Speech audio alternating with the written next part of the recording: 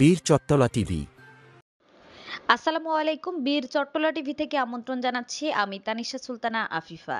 ফেনীর দাগনভূঞা বাজার ইজারা নিয়ে দ্বন্দ্বের জেরে বিএনপির দুই পক্ষের মধ্যে সংঘর্ষের ঘটনা ঘটেছে। এতে দুপক্ষের বেশ কয়েকজন আহত হয়েছেন। মঙ্গলবার 15 এপ্রিল দুপুর 12টার দিকে উপজেলার জিরো পয়েন্টে এ ঘটনা ঘটে।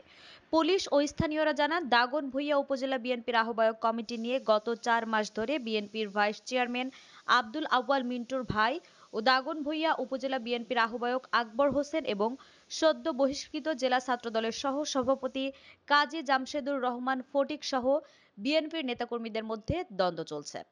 সম্প্রতি দাগনভূঞা বাজারের ইজারা নেন আকবরের এক অনুসারী।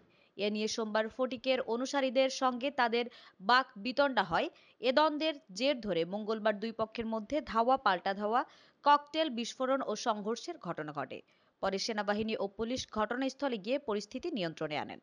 ফেনীর সহকারী পুলিশ সুপার সোনাগাজী দাগনভূঞার সার্কেল তসলিম উদ্দিন বলেন, দাগনভূঞা বাজার ইজারাকে কেন্দ্র করে দুই পক্ষের মধ্যে এ সংঘর্ষের সূত্রপাত হয়েছে বলে জানতে পেরেছি। একই সময় এসএসসি পরীক্ষা কেন্দ্রের পাশে বিস্ফোরণে আশেপাশে আতঙ্ক ছড়িয়ে পড়েছিল। এ ঘটনায় যৌথ বাহিনীর অভিযান চলছে। ইতিমধ্যেই জিজ্ঞাসাবাদের জন্য কয়েকজনকে আটক করা হয়েছে। বর্তমান পরিস্থিতি স্বাভাবিক রয়েছে। আমাদের আরও আপডেট খবর পেতে চোখ রাখুন বীর চট্টলা টিভিতে। ফেসবুকে ফলো, ইউটিউবে সাবস্ক্রাইব করুন।